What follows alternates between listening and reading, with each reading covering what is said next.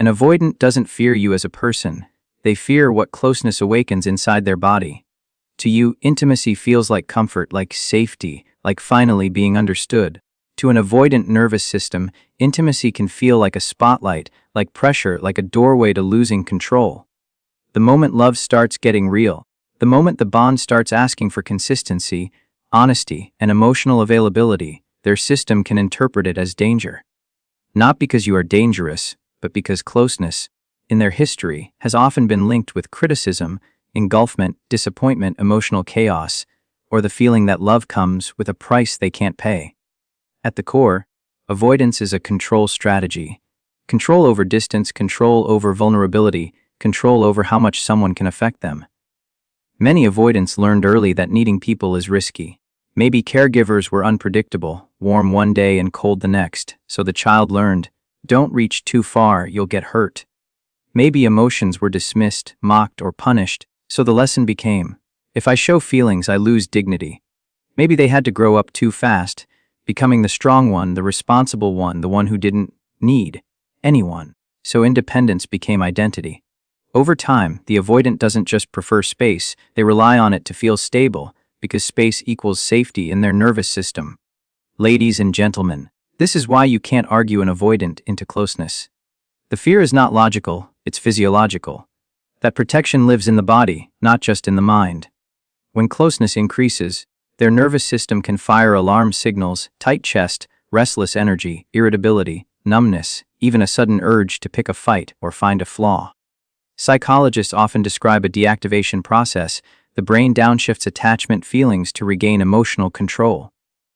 That's why an avoidant can go from warm to distant overnight.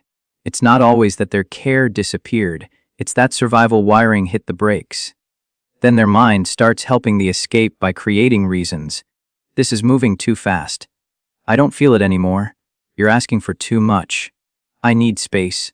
Anything that justifies distance without having to face the deeper truth. Closeness scares me. Autonomy is oxygen to an avoidant. Anything that threatens autonomy, even normal relationship needs, can feel like suffocation. A simple request like, can we talk about what happened, can land as, I'm being cornered. A reasonable desire like, I want consistency, can land as, I'm being controlled. And here is the painful paradox. The more you try to secure the relationship by chasing clarity, the more their system interprets you as pressure.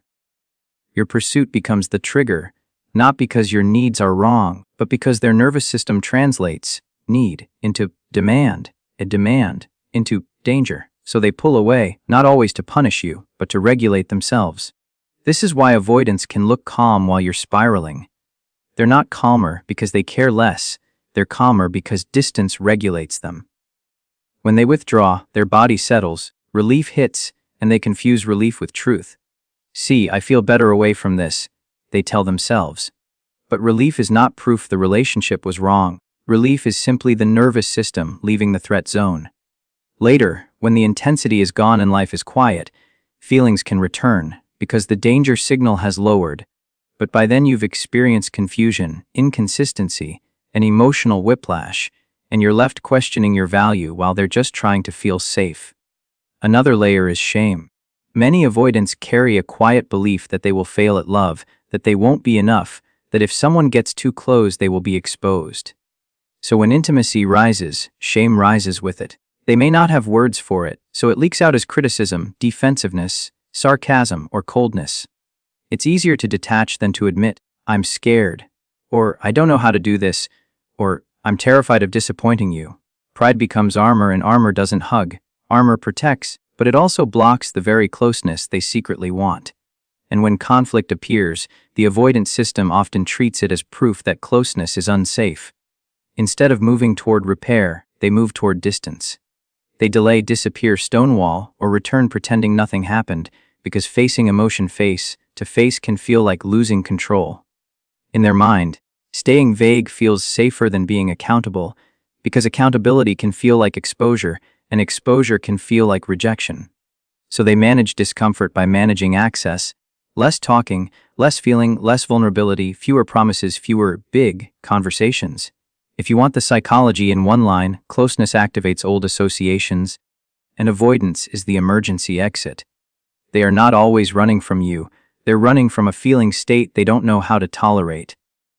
And once you truly see that, you stop measuring your worth by their withdrawal. You start noticing the pattern, the triggers, and the fear underneath, and you start asking a different question. What does safety look like here, without you abandoning yourself to create it? When you chase an avoidant, you believe you are fighting for love, but what their nervous system receives is pressure, and pressure to an avoidant feels like danger. Every text, every check-in, every attempt to clarify the relationship can feel like a demand they cannot meet. It's not that they don't see your effort. It's that your pursuit activates the very fear they're trying to avoid: fear of being consumed, fear of losing control, fear of being responsible for someone else's emotions. When you come forward with love, they don't see the warmth, they feel the weight. That's why your attempts to reassure them, to pull them closer, to make things better, often backfire. Their system hears, "You want something from me that I'm not ready to give." So they retreat deeper into silence, not out of cruelty, but to find air to breathe. Avoidants regulate through space.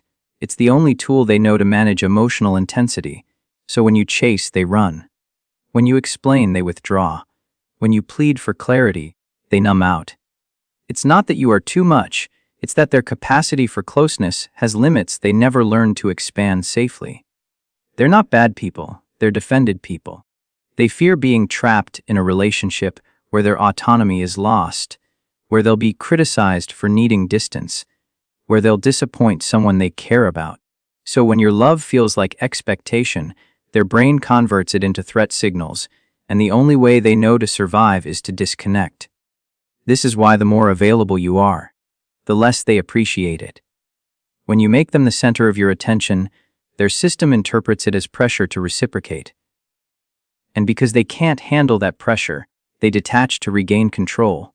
Paradoxically, the moment you stop trying to get closer is the moment their nervous system begins to calm. They start to feel safe again, not because they don't love you, but because space returns the sense of control they equate with safety. And when they feel safe, that's when they can actually start to feel you again. Their emotions, which were locked behind the wall of self-protection, start to surface quietly, slowly, in moments when they don't expect them. It's strange but true, many avoidants can only love from a distance. Up close, love feels like drowning; far away, love feels nostalgic. When you're chasing, they can't see you clearly. They're reacting to the weight of your pursuit, not the depth of your care. But when you step back, when you stop trying to convince them, their perspective begins to shift. They start remembering the way you made them feel, the stability you offered, the way your presence brought warmth. Because now the noise is gone. Your energy isn't pushing anymore, and the absence becomes louder than your words ever were. That's when their longing begins, not for chaos, but for the calm they once took for granted. Every avoidant carries an invisible war inside them, the desire for closeness fighting against the terror of dependence. When you chase, you amplify the terror. When you stand still, you amplify the desire. That's why detachment from you can create attachment in them. Your silence is not manipulation, it's neutral ground. It's where their system can finally process emotion without the adrenaline of defense. They start missing your voice not because you played games, but because you stopped making them feel cornered. They start thinking of you because now their body isn't in flight mode. Their heart can finally enter the room their fear had locked. So the real power lies not in chasing them into awareness, but in withdrawing into self-respect. Your stillness breaks the cycle. It tells their subconscious that you are not here to control them. It teaches their system that love doesn't have to come with pressure. And in that absence of pressure, they begin to feel something new, safe curiosity. They may start checking in subtly, testing if it's still safe to come closer. And this time, your calmness, not your intensity, becomes magnetic. They feel drawn to what no longer threatens them. Your peace becomes the invitation their fear couldn't accept before. Psychologically, this works because you're rewiring the dance. You're no longer the pursuer reinforcing their avoidance. You're now the grounded one creating emotional balance. And that balance teaches them the difference between being chased and being chosen. When they finally come closer, it's because they want to, not because they're escaping loneliness. The absence of pressure gives them space to choose connection willingly. And that moment, their self-directed step toward you, is the beginning of genuine attachment, because attachment born from freedom is the only attachment that lasts. The space without abandonment. Shift is the moment your energy changes from anxious pursuit to calm self-respect, and that single change can feel like emotional oxygen to an avoidant nervous system. Most avoidants are not terrified of you, they're terrified of intensity, because intensity has often meant conflict, pressure, criticism, or the fear of being responsible for someone else's emotional stability. So when you move closer with urgency, they experience it like a tightening around the chest, a silent alarm that says, "I'm about to lose control." But when you create space in a grounded way, something different happens. Their body doesn't interpret it as a threat, it interprets it as safety. Ladies and gentlemen, healthy space is not punishment, it is not silent treatment, it is not manipulation. Healthy space is your calm decision to stop chasing clarity from someone who can't meet you there, while still holding a steady, respectful presence. It's the energy of, "I care about you, and I'm not going to abandon myself to prove it." That's the difference. Abandonment says, "You're bad, so I'm disappearing to hurt you." Healthy space says, "I'm not here to fight for scraps, I'm stepping back to protect my peace." And for an avoidant, this is the first time closeness starts to feel possible, because they can sense that you are not trying to control them. Avoidants often live in a nervous system pattern where closeness equals engulfment and distance equals relief. When you're chasing, their relief comes from pulling away, and they can confuse that relief with certainty, thinking, "I feel better away from this, so it must be wrong." But when you step back without drama, without begging, without emotional flooding, they get relief without having to run. That's powerful, because now the relief isn't tied to escaping you, it's tied to feeling safe around you. Your calm becomes a new experience. This person doesn't punish me for needing space, and they don't collapse when I take it. That teaches their nervous system something it didn't know, that space can exist inside connection. This shift also breaks the old dance. In the old dance, you pursue, they withdraw, you panic, they detach more, and both people feel unsafe for different reasons. Your panic says, "I'm about to lose you." Their detachment says, "I'm about to be trapped."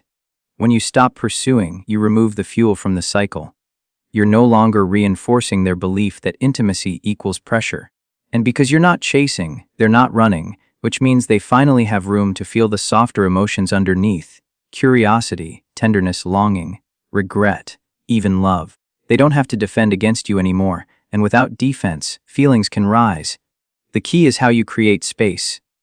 If you create space with anger, sarcasm, or punishment, their nervous system reads it as rejection, and they shut down harder. But if you create space with steadiness, they start associating you with regulation. You communicate clearly, not repeatedly. You say one calm sentence and you mean it. "I want closeness, but I won't do confusion. I'm open to talking when you're ready. I'm not chasing, I'm choosing peace." Then you step back and you actually live your life. No dramatic exits, no threats, no emotional speeches. That consistency is what creates safety, because the avoidant brain is scanning for control games, and your calm proves you're not playing any. This is where your self-regulation becomes your power.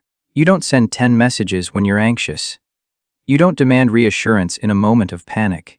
You soothe yourself first, breathe, walk, journal, pray, talk to a friend. Do whatever brings you back into your body. Because the avoidant can feel your nervous system. They can feel when your energy is gripping them. When your energy is calm, it communicates. You can come closer without being swallowed. And when an avoidant believes that, even slightly, attachment begins to deepen.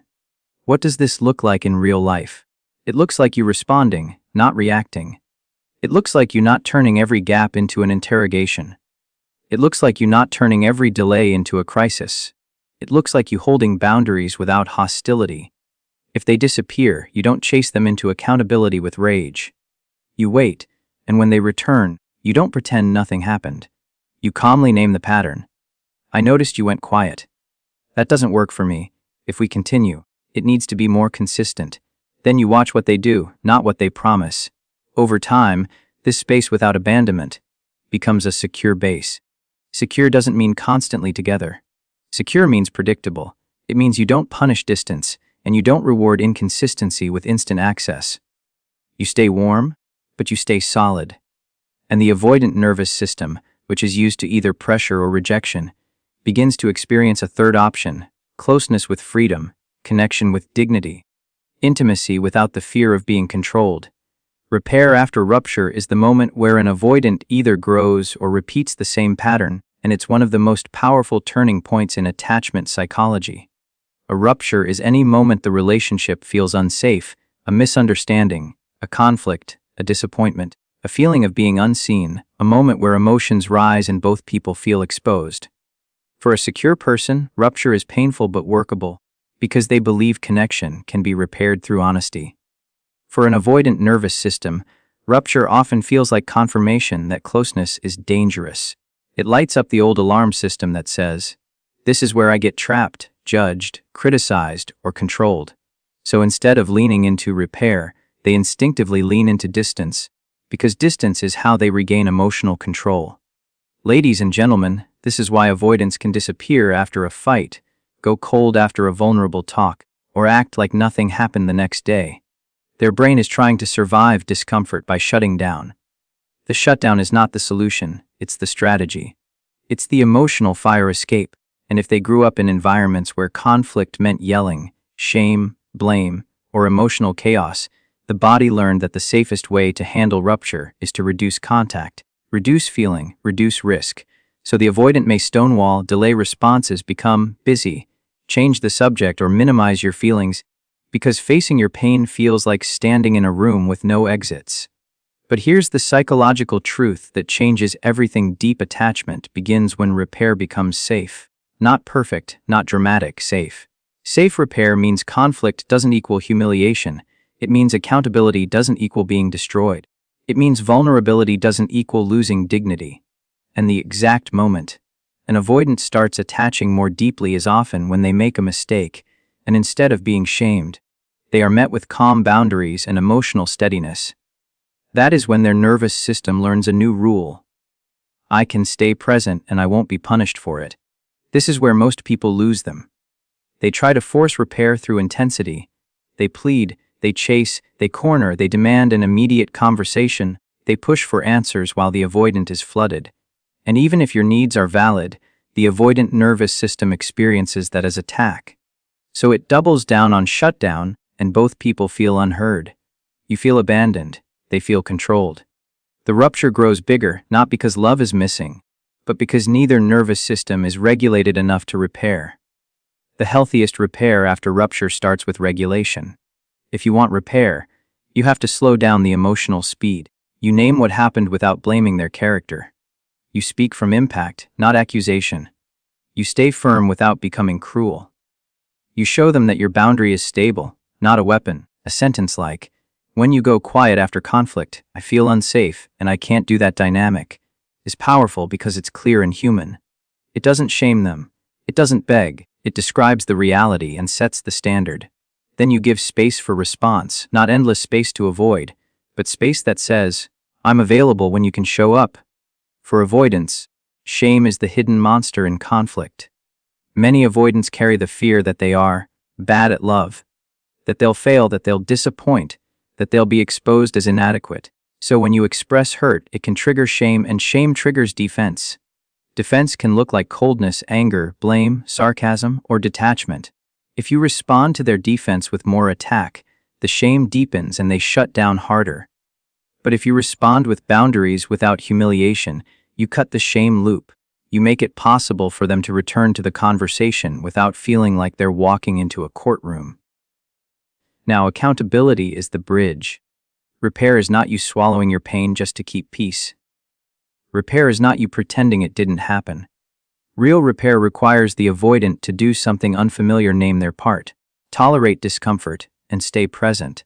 And the avoidant only learns to do that when the relationship rewards responsibility, not avoidance. That means if they disappear and return with sweet words, you don't instantly reset the relationship back to normal. You calmly revisit the rupture. You ask for clarity. You ask for a new pattern. I'm open to us, but we can't repeat disappearing. What will you do differently next time? That question forces the nervous system to move from escape to growth. This is also where many avoidants begin attaching more deeply, because they experience something rare, conflict that leads to closeness instead of separation.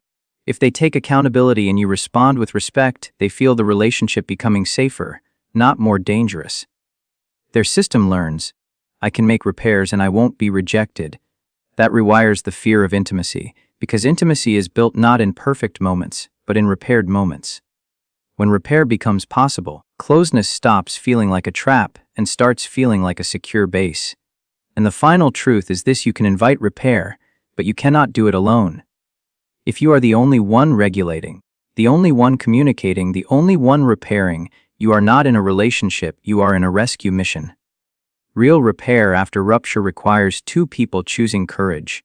Your job is to set the emotional standard, protect your dignity, and make repair safe, but not free. Because attachment grows when responsibility is required, and safety is earned through consistent action. Deep bonding for an avoidant is not triggered by intensity, grand gestures, or emotional storms that feel like passion. It is triggered by something far quieter and far more powerful: consistency, predictability, and the sense that closeness will not cost them their autonomy or their dignity. Most avoidants can tolerate excitement, attraction, and even romance, but they struggle with sustained intimacy, because sustained intimacy requires emotional availability, reliability, and repair. Their nervous system is built to scan for danger and closeness, so the only way deep attachment forms is when their body repeatedly experiences you as safe over time, not safe in a speech, safe in a pattern. That's why unpredictability is poison to avoidant bonding. If the relationship feels chaotic, if it swings between closeness and conflict, if conversations turn into emotional explosions, the avoidant nervous system reads that as instability. And instability reminds them of whatever they learned earlier in life, that emotions equal chaos, that needs equal pressure, that closeness equals losing control. Even if they desire connection, their protective wiring will keep one foot out the door. But when you are consistent, when your mood isn't a roller coaster, when you show up the same way in peace and tension, something begins to soften inside them. Their system starts to relax because it can finally predict what closeness will feel like. Predictability does not mean boring, it means safe. It means they know you won't punish them for having emotions, and you won't punish them for needing space, and you won't chase them with panic. It means your love isn't a trap. It means your boundaries are stable, not random. A stable boundary is deeply regulating for an avoidant because it removes the fear of hidden expectations. When you say, "This matters to me," and you say it calmly, and you follow through without drama, their nervous system learns that intimacy can be structured, not suffocating. Another bonding trigger is emotional self-containment. This is one of the most misunderstood things in relationships with avoidants. Avoidants are often terrified of becoming responsible for someone else's emotional stability. If they sense that your peace depends on their replies, your happiness depends on their reassurance, your sense of worth depends on their attention, they feel trapped. Even if they love you, they can't handle that level of emotional responsibility, and they withdraw to escape the pressure. But when you are emotionally self-contained, when you can soothe yourself, when you can feel your feelings without collapsing into them, their system feels relief. They can approach you without feeling like they're walking into a job interview for your happiness. Emotional self-containment means you don't abandon yourself, and you don't hand your nervous system to someone else to manage. You can say, "I miss you," without making it a demand. You can say, "That hurt me," without turning it into a war. You can ask for clarity without chasing it. You can pause, breathe, and regulate before you respond. And this is not about being cold, it's about being grounded. Grounded love is the kind that avoidance can actually receive, because it doesn't feel like a tidal wave. Consistency also includes the way you handle rupture. An avoidant attaches deeper when conflict is handled with calmness and repair, not escalation. If every disagreement turns into a dramatic emotional spiral, they'll associate closeness with danger. But if you can name issues directly, stay respectful, and move toward resolution without humiliation, their nervous system starts associating you with safety. The brain bonds to what regulates it. If your presence reduces stress instead of increasing it, they will naturally feel drawn to you more deeply. This is why your tone matters. Your pacing matters. Your ability to stay steady matters. Not because you must walk on eggshells, but because you are creating an emotional environment that either invites connection or triggers defense. Another major trigger for deep attachment is reliability in small moments. Avoidants don't always respond to words, but they respond to patterns. A pattern of showing up, a pattern of following through, a pattern of honesty, a pattern of not disappearing when things get real. When you are reliable, you become a secure base, and that is the most intimate experience an avoidant can have, because it challenges their core belief that people are unsafe, unpredictable, or demanding. Reliability slowly rewires that belief. It tells their body, I can relax here, and relaxation is the doorway to bonding. But there's also a non-negotiable truth here. Deep bonding does not happen when you become smaller to keep them comfortable. If you abandon your needs, you create a relationship that rewards avoidance, and that prevents growth. Real bonding happens when you remain consistent and kind, while also maintaining standards. You don't punish, but you don't tolerate chronic inconsistency. You don't chase, but you don't shut down either. You stay open, but you stay solid. That combination is powerful because it shows them that closeness is available, but it is not free for someone who refuses responsibility. Deep attachment forms when their nervous system learns, repeatedly, that closeness with you is predictable, respectful, and emotionally safe, and when they feel that you are strong enough not to collapse, and warm enough not to punish, and clear enough not to confuse. That's the bond, not fireworks, not drama, not obsession, but safety that lasts.